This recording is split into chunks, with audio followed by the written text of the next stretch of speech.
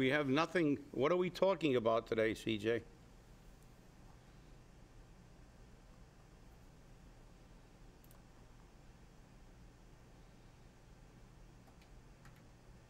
The views and opinions expressed on any program are those of the producers and/or the persons appearing on the program and do not necessarily reflect the views and opinions of FRC Media, Bristol Community College, or the City of Fall River.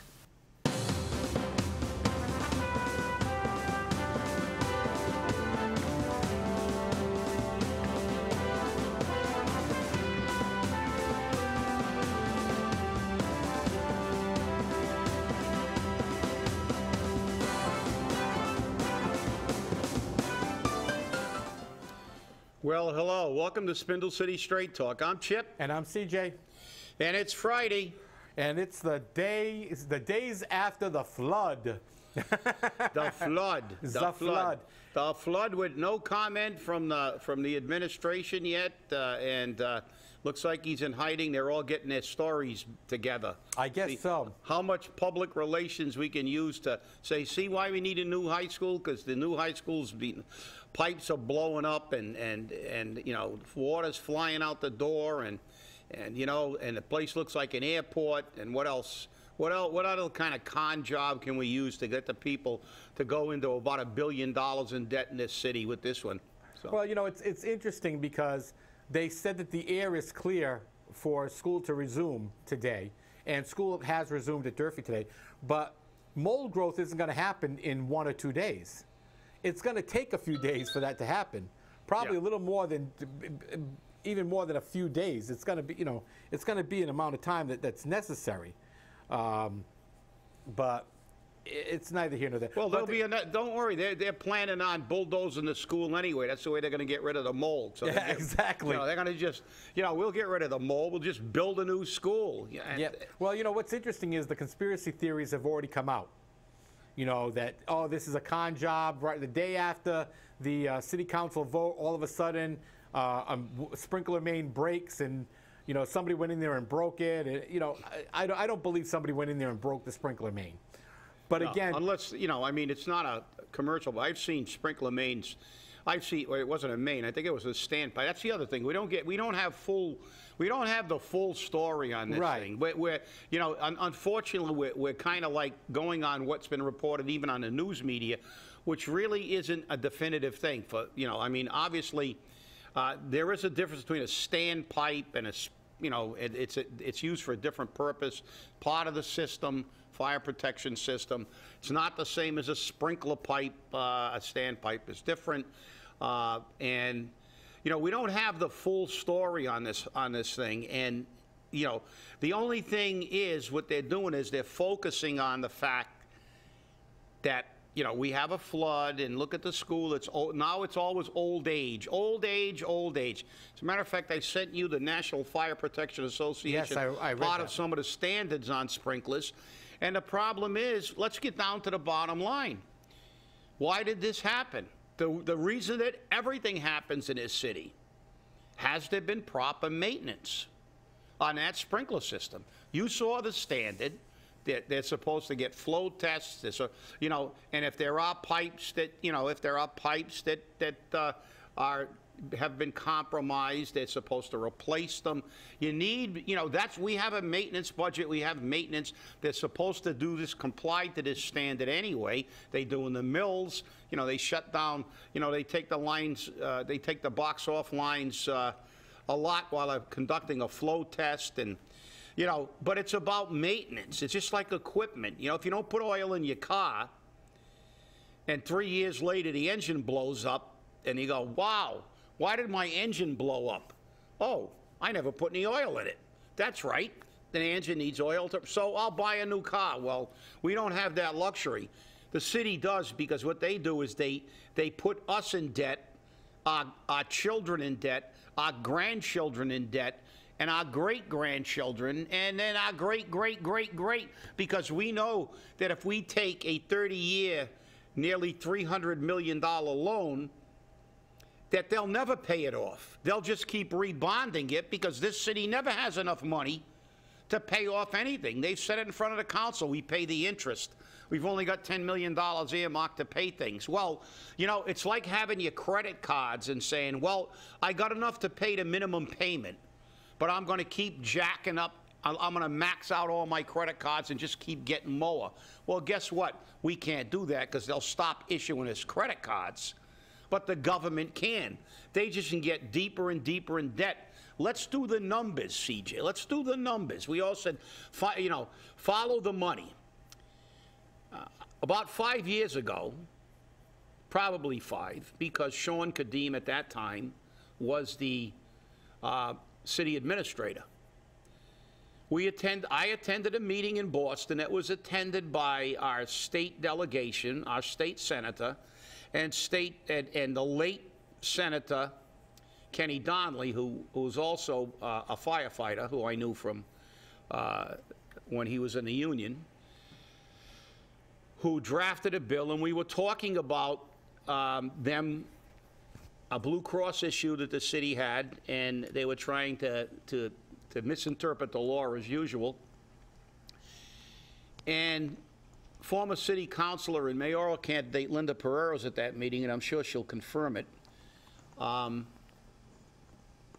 I don't think that that Sean Kadim would have any problem. The fact is, he said at that meeting 5 years ago that we were $500 million in debt.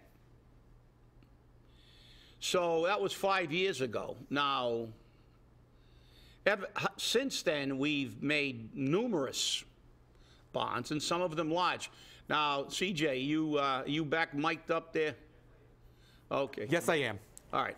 So we had the bond. We've got the bond for Purchase Street, streetscapes. So we add that to $500 million. Then we've got the new water main, which is how much again? Refresh my. The water main was $123 million.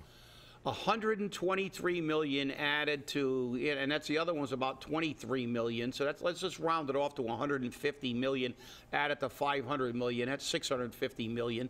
And now we're going to be probably pretty close to 300 million on this school by the time we get this thing off the road. I know they're saying 264, but by the time they get everything off the ground, it's going to be probably 275 minimum. So let's just round this off. That puts this city about $900 million in debt when you look at what their debt is. How can a city that's the lowest, has the lowest income, and is economically challenged, carry that kind of debt? They carry it by never paying anything off. It's like the guy who pays the minimum on the credit cards. It never gets paid off. The only difference is at some point in time they shut you off. You have to declare bankruptcy. But, you know, that's where this city is. At some point in time, we're going to get a mayor who actually cares about turning this city around and about the taxpayers. And they're going to look at the figures and say, look, we've got to stop this stuff because we've got to pay this debt off before we start continuing to throw money in a hole. And I'm not saying that we don't need a new school, but let's look at this realistically. Number one, they've already said that we're probably only going to get 60 to 66% reimbursement, and only on the reimbursable things on this construction. There are things that aren't covered. Auditoriums, pools, field houses. The All fields. these things they're going to do because they want to. They want a brandy new everything. And who's going to pay for it? We are. So let's look at this realistically. If we're only getting 66%, give them the high, 66, 65%. If we're getting 65%, but that 65% is only for about 2/3 of the construction costs, it's not 65%. Because all the stuff that isn't covered, we're picking up 100% of. Which means let's get some real figures. Let's ask. Let me see a city councilor ask a logical question about this and talk real figures. Let's look at what they want to do, what's covered, what isn't covered, and how much that's going to cost us. And then deduct what we're going to get in reimbursement and see what our actual tab is. It's probably more than 50%. Well, interestingly enough, the administration and the school department keeps touting that the city's probably going to be on the hook for $99 million. Okay? That's almost 1/3 of the total bond. So that means they're going to get reimbursed 66% of the approved. Of the approved. That's right. Of the approved, yeah, there. And so, and that's where they're basing this, they're using 66% on the whole field, the whole deal. Yeah. But it's probably not going to be. And here's the bigger more. problem. They want a bond for the entire project. That's right. Because they have to. According to them, they have to bond for the entire project. And then the state will reimburse them. Well, instead of bonding for 30 years, why don't you bond for 10 years? The state doesn't take 10 years to pay it back.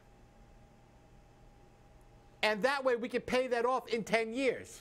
Oh, look, don't use those expletives and talk about paying anything off. They never pay. All they keep doing is giving everybody pay raises, everybody jobs, and raising all the taxes, all the fees, and getting more. Look, 33%, you know, 33% or 33 1/3, if you want to be technical, because that's the way it breaks down, 1/3. That's not what we're paying. Why don't you tell the people the truth? They keep talking about, well, it's going to be $99 million of the reimbursement. That's their projected figure, which it always ends up more. But let's say $99 million. That's 33 1/3% of the total cost that the taxpayers are picking up. But that's not true. When, is the city council going to ask them how much, in fact, are we going to pay when we include everything? Which will then be probably 50%.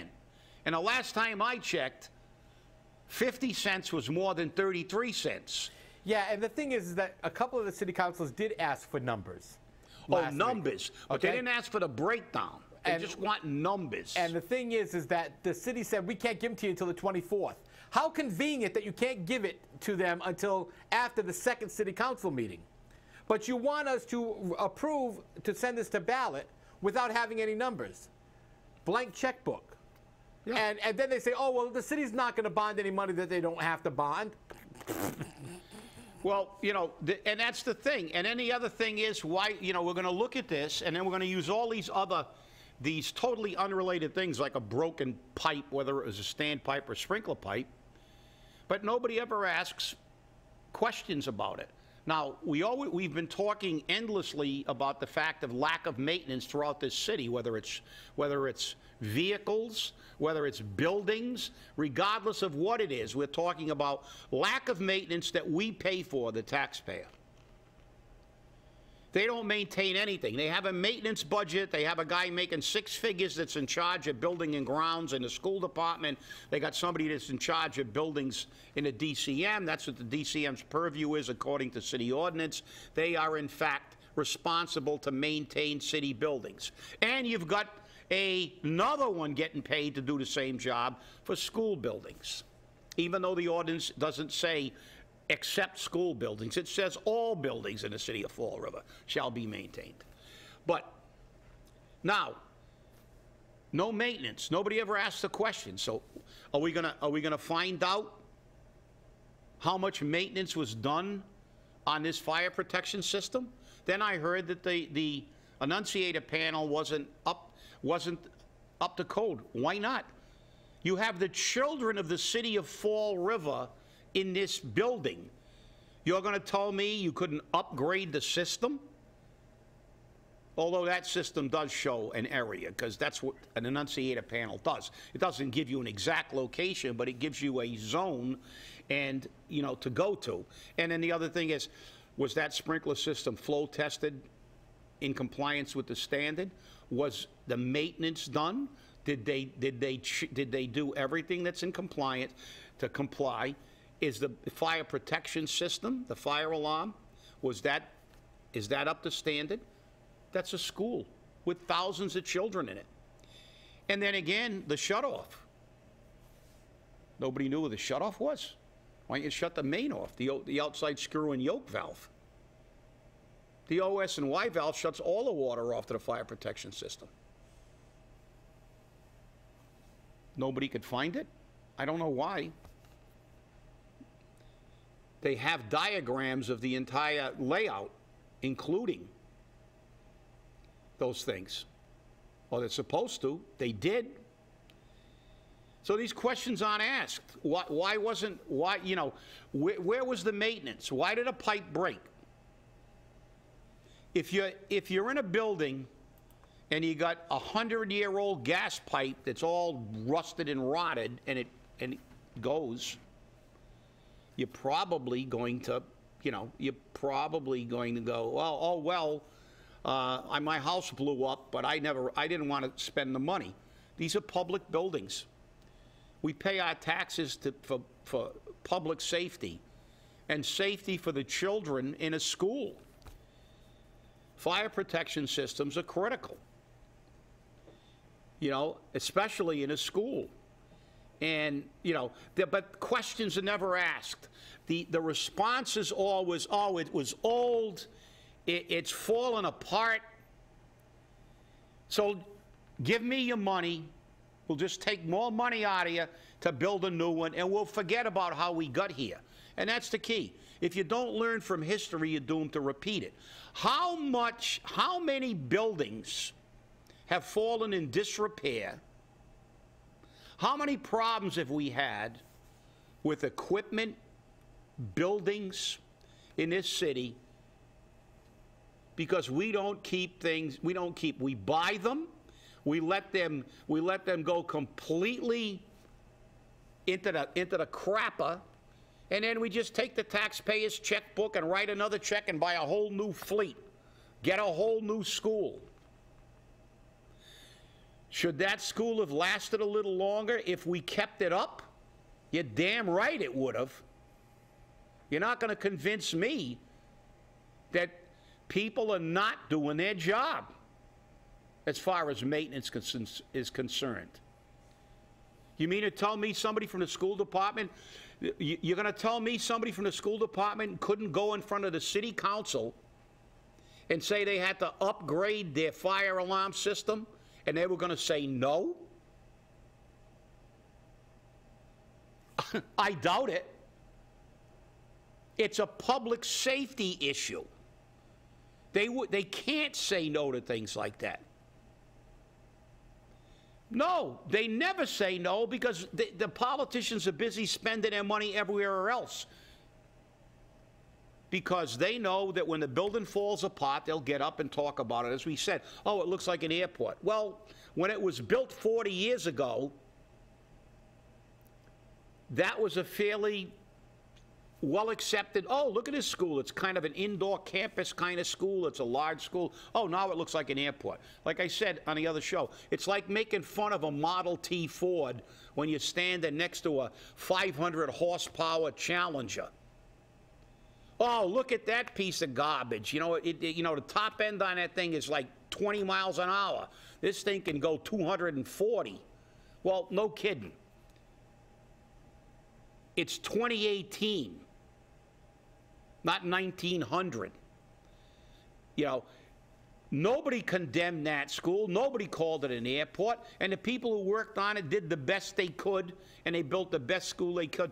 And as Cliff Ponte said in one of his speeches, he quoted John Kennedy, who said, let's not, you know, I'm paraphrasing, so don't write me and say this isn't exact, but okay, I'm paraphrasing. I'm not going to try to say I'm not reading it, and I'm not going to look it up now, but this is the gist of it. He said, let's not spend time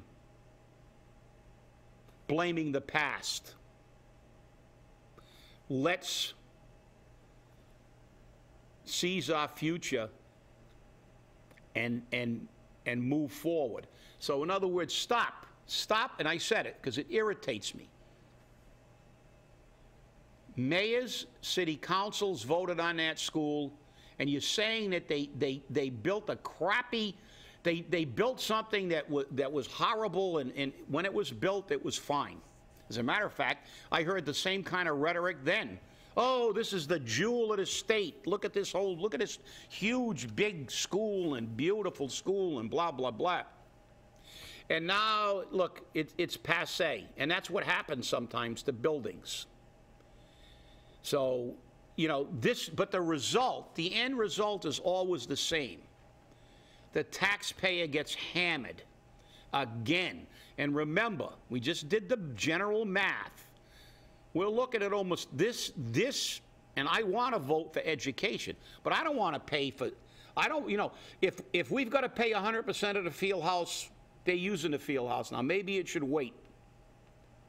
And I don't want, you know, we have to do the whole project. We have to do, well, Rhode Island's doing a renovation of all their schools. They're not rebuilding their schools. I don't know. Maybe we should look at options. Your option is always to put us deeper in debt.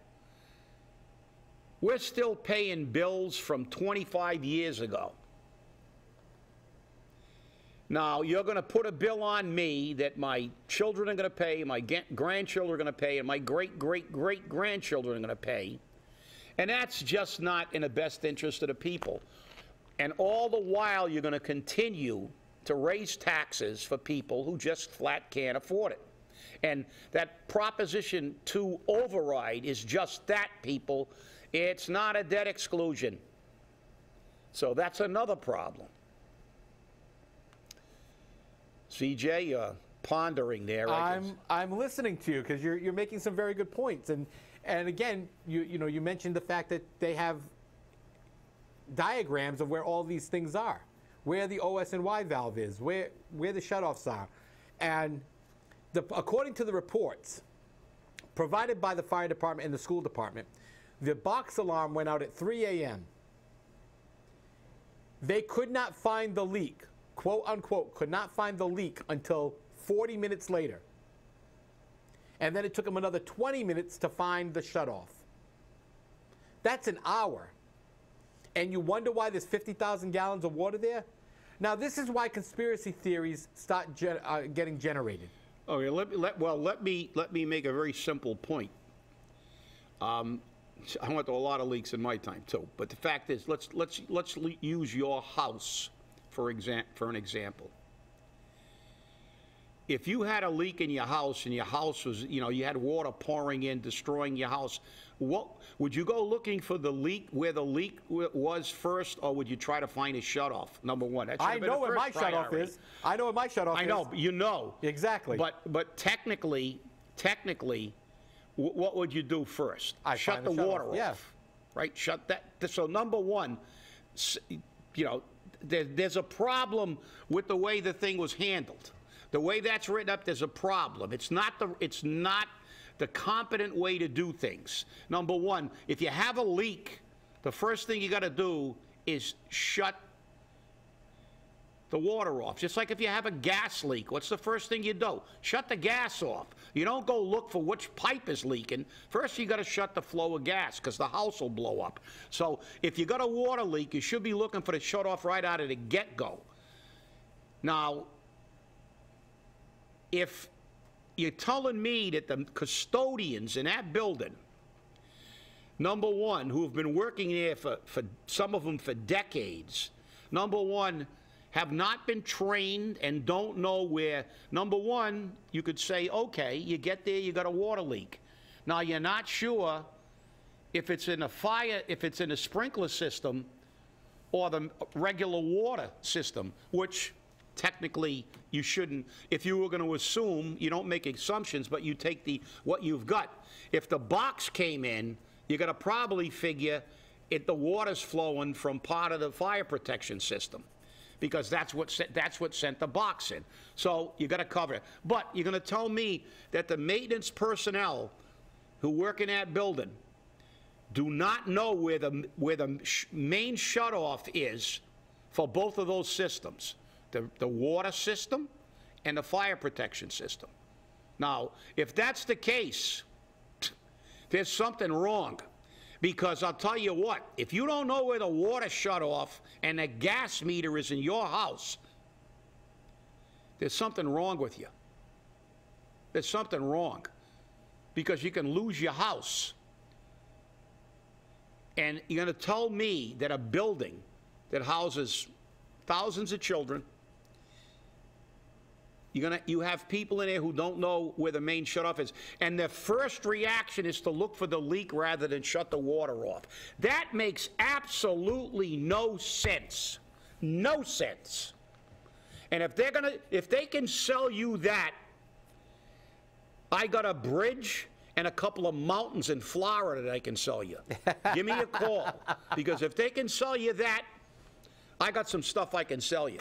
Yeah, and you know, as we've been doing the show, we've been getting messages, and one of them is, no accountability, and we can be paying for the screw-ups. Just like the park bond, spend that much on a park, and yet we don't have the staff to maintain it. And in 2 months, it's ruined. Tremendous point again. Thank you, viewer. You're right. Another thing that, you know, but I mean, look, if we started asking our viewers to send in examples of the whole show of lack of accountability, we'd need a 24-hour show just to cover all it. Because you're right. Thank you for reminding us of that. And this is the thing. But I mean, it's just a lack of common sense, and they try to sell it. They're trying to sell the fact. I mean, come on. Who in a right mind? If you got water flowing, you go look for the leak. It's like, no, you shut the water off. Well, I think they were trying. I think they were going to try to make an aquarium out of the place. You know. You know, I remember a long time ago I was doing some work, and I nicked a water pipe with a screw I was setting, because the pipe actually was in the wrong place. I was helping somebody, and you know, we knew where the leak was, but it was between the floor. It was, we had to, we were actually going to have to remove, to get in there, we were going to have to come in from the ceiling below. So what did we do? Did we start making a hole in the ceiling? No. We made a beeline for the water shut off. Shut the water off, because, and then we still had to deal with the issue. But look, accidents happen and stuff, but it's not, sometimes accidents happen. This wasn't an accident.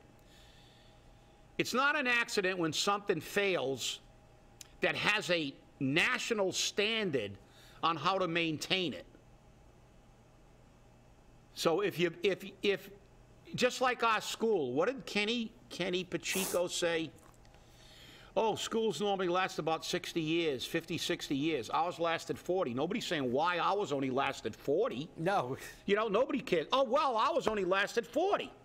And we probably paid more for that school than in any school they built in Massachusetts at the time. We always pay more and get less in Fall River. Hey, welcome to the Riv. Pay more, get less. But it's interesting because he says 60 years, average lifespan is 60 years. We still have schools in the city that are over 100 years old. Oh yeah, but that's when they built things. Okay. I mean, in the old days, they had workmanship. They built stuff with like real wood. It was like, today, I mean, you look at the old houses, and you look at some of the construction. They're still up. Look at some of those 100-year-old houses up at the Highlands. My house is nearly 100 years old, and every time I do, when I did renovations on it, I was amazed at the old.